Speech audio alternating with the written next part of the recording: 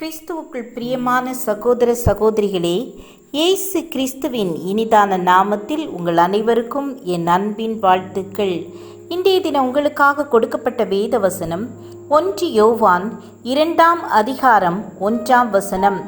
என் பிள்ளைகளே, நீங்கள் பாவம் செய்யாதபடிக்கு இவைகளை உங்களுக்கு எழுதுகிறேன். ஒருவன் பாவம் செய்வானானால் நீதிபரராயிருக்கிற இயேசு கிறிஸ்து நமக்காக பிதாவினிடத்தில் பரிந்து பேசுகிறவராயிருக்கிறார். அந்த நாள் என்னுடைய 11வது பிறந்த நாள். நான் கைது செய்யப்பட்டு நீதிமன்றத்திற்கு கொண்டு செல்லப்பட்டேன். நான் சிறுவனாயிருப்பதால் குற்றவாளி அல்ல என்று சொல்லிவிட முடியாது. ஏனெனில் நான் கையும் மெய்யுமாக பிடிப்பட்டவன். எனக்கு சாக்குப்போக்கு சொல்வதற்கு ஒன்றுமில்லை. எனக்கு உதவி செய்வாரும் இல்லை. அந்த நம்பிக்கையும் இல்லை. குற்றவாளி கூண்டிற்குள் என்னை தள்ளி அதன் வாசல் அடைக்கப்பட்டது. முரட்டு உருவமான போலீஸ்காரர் அந்த வாசலில் பாய்ந்து கொண்டு இவன் தண்டனை பெறப்போவது நிச்சயம் என்ற திருப்தியோடு என்னை அலட்சியமாக பார்த்தார். நான் முற்றும் உதவியற்றவனாக குற்ற உணர்வோடு பரிதாபத்திற்குரிய நிலையில் நின்றேன். நீதிபதி அவருடைய சிங்காசனம் போன்ற நாற்காலியில் வந்து அமர்ந்தார். அவருடைய முகத்தை நேருக்கு நேர் பார்க்கும் தைரியம் எனக்கில்லை. எனக்கு இரக்கம் கிடைக்கும் என்ற நம்பிக்கையும் இல்லை. ஆகவே நீதிபதியின் தீர்ப்பு எனக்கு பேரழிவாகவே இருக்கும். நீதிமன்றத்தில் கூட்டம் நிறைந்திருந்தது. எல்லோரும் குற்றவாளி கூண்டில் இருக்கும் என்னையே பார்த்தனர். நீதிபதி அவர்களே, சட்டத்தில் இவனுக்கு எவ்வளவு தண்டனையுண்டோ அந்த தண்டனையை கொடுத்து சமுதாயத்தை காப்பாற்றுங்கள் என்று சொல்வது போல் தோன்றியது. நான் குற்றவாளி கூண்டிற்குள் குனிந்து உட்கார்ந்து கொண்டேன். அமைதி அமைதி என்று நீதிமன்ற எழுத்தர் குரல் கொடுத்து நீதிமன்ற வேலை துவங்கியது. முதல் வழக்கு என்னுடைய வழக்குதான். இவனுக்காக அவனுடைய பிரதிநிதி யார் என்று நீதிபதி எழுத்தரை கேட்டார். பிரதிநிதி என்ற வார்த்தையின் அர்த்தம் எனக்கு தெரியாது. என்னுடைய தண்டனை நிறைவேற்றுபவராக இருக்கும் என்று நினைத்து கொண்டேன். அவனுக்கு யாருமே இல்லை என்று எழுத்தர் சொன்னார். நீதிபதி நீதிமன்றத்திற்கு வந்திருந்த வழக்கறிஞர்களில் ஒருவரை பார்த்து, இந்த பையனின் வழக்கை நடத்தும் பிரதிநிதியாக உங்களை நியமிக்கிறேன் என்று சொன்னார். அந்த வழக்கறிஞர் மெதுவாக எழுந்து நாற்காலிகளை விலக்கி கொண்டு கூண்டின் கதவை திறந்து என் அருகே வந்தார். நான் உட்கார்ந்திருந்தேன். பயந்து நடுங்கிக் கொண்டிருந்தேன். என்னுடைய இருதயமே நின்று விடுவது போலிருந்தது. நான் அவருடைய முகத்தை பார்த்தேன்.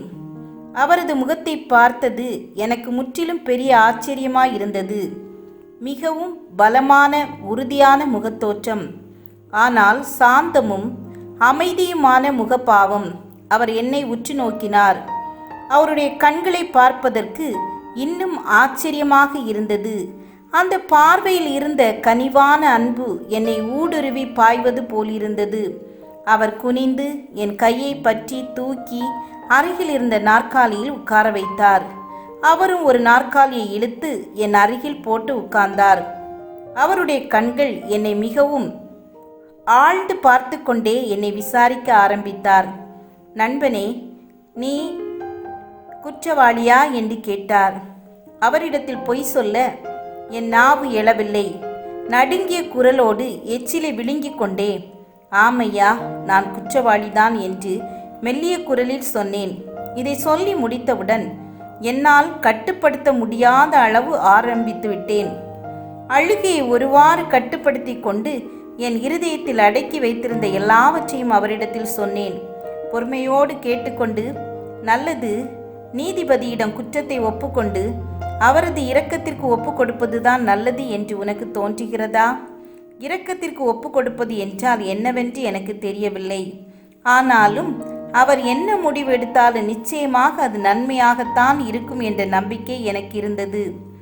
ஆம் என்ற என் தலையில் பரிவோடு தட்டி கொடுத்துவிட்டு எழுந்து நீதிபதியின் பக்கம் சென்றார். கன நீதிபதி அவர்களே, பல ஆண்டுகளாக இந்த நீதிமன்றத்தில் நான் வழக்கறிஞராக பணியாற்றி வருவதில் நான் பெருமைப்படுகிறேன். குற்றவாளிகளிடமிருந்து சமுதாயம் பாதுகாக்கப்பட வேண்டும் என்பது முக்கியமான காரியமாக இருந்தாலும், நீதியின் நோக்கமும் இலக்கும் பாதுகாக்கப்பட வேண்டும் என்பதும் அதற்கு இணையான பாக்கியமான காரியம்தான். இந்த நோக்கில் இரக்கம் காட்டுவது என்பதும் இந்த நீதிமன்றத்தின் மனப்பாங்காக இருக்கும் என்று நான் நம்புகிறேன். இந்த சிறு பையனுக்காக வழக்கை நடத்த என்னை நியமித்ததில் நான் இந்த நீதிமன்றத்திற்கு நன்றியை தெரிவித்துக் கொள்கிறேன். இச்சிறுவனை நான் விசாரித்த போது உண்மையிலேயே அவன் இருதயம் உடைந்தது. அவனது தவறுகள் எல்லாவற்றிற்காகவும் மனம் வருந்துவது மாத்திரமல்ல, இந்நீதிமன்றத்தில் அவனது குற்றத்தை குறித்து ஒப்புதல் வாக்குமூலம் கொடுக்கவும் ஆயத்தமாயிருக்கிறான். இந்நீதிமன்றத்தில் இரக்கத்திற்கு இச்சிறுவன் கெஞ்சி நிற்கிறான். கீழே அமர்ந்திருந்த நான் எனது வழக்கறிஞரின் நீண்ட கோட்டின் தொங்கலை பிடித்து கொண்டேன்.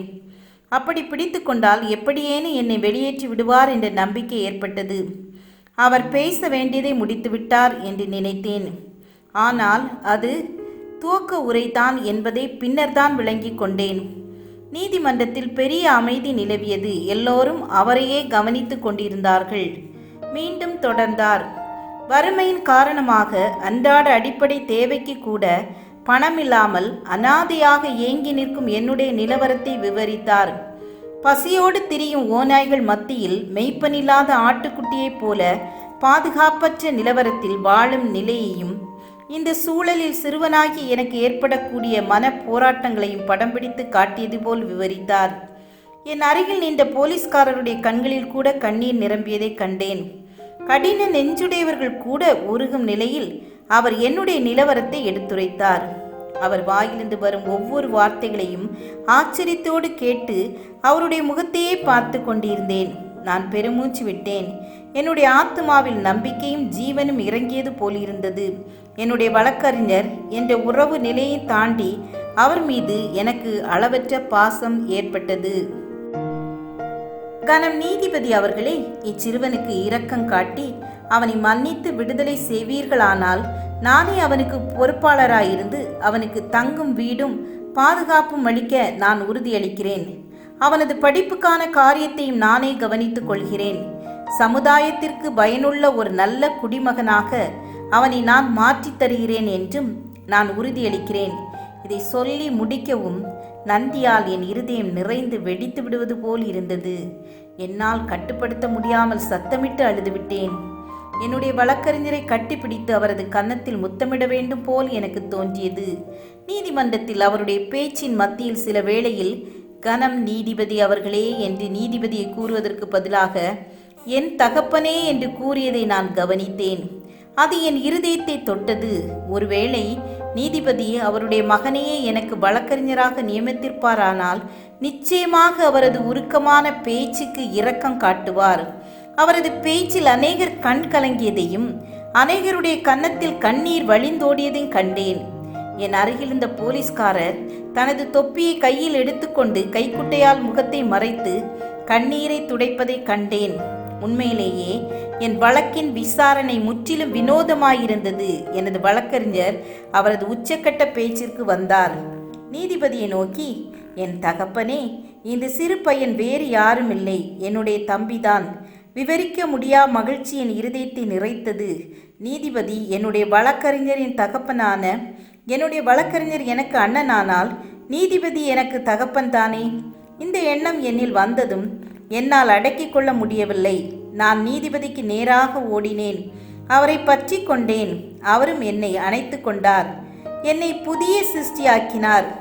அவரது ஆசனத்தை விட்டு எழுந்து என்னுடைய இரு கரங்களையும் உயர்த்தி பிடித்து என்னோடு சேர்ந்து சந்தோஷப்படுங்கள். என் குமாரனாகிய இவன் மரித்தான், திரும்பவும் உயிர்த்தான், காணாமற் போனான், திரும்பவும் காணப்பட்டான் என்றார். கூடியிருந்த அனைவரும் கட்டுப்படுத்த முடியாமல் அழுதனர். சிலர் மகிழ்ந்து ஆரவாரம் செய்தனர். என்னையும் கூட கட்டி அணைக்க விரும்பினார்கள். என்னுடைய வழக்கறிஞரை மனமாற பாராட்டினார்கள். ஆம், எனக்கு அன்பானவர்களே, நடந்த சம்பவம் நீதிமன்றத்தில் அல்ல என்று நான் சொல்ல தேவையில்லை. அது சபையில் நடந்த நிகழ்ச்சி. நீதி விசாரணை முந்திய கால எழுப்புதல். தேவனுடைய வார்த்தை என்னை கைது செய்து குற்றவாளியாக என்னை கூண்டிலே நிறுத்தியது. அங்கே நித்திய பிதா சிங்காசனத்தில் நீதிபதியாக அமர்ந்திருந்தார். இயேசு கிறிஸ்து என்னுடைய வழக்கறிஞராயிருந்து எனக்காக பரிந்து பேசி எனக்கு மன்னிப்பையும் நித்திய ரட்சிப்பையும் பெற்றுத்தந்தார். இந்த நிகழ்ச்சி என் வாழ்வில் மறக்கவே முடியாது. அடிமைத்தனத்திலிருந்து நான் விடுதலை அடைந்த நாள் இயேசு கிறிஸ்து என்னுடைய அடிமை விலங்கை உடைத்து என்னை விடுதலை ஆக்கினார். ஜெபம் செய்வோம்.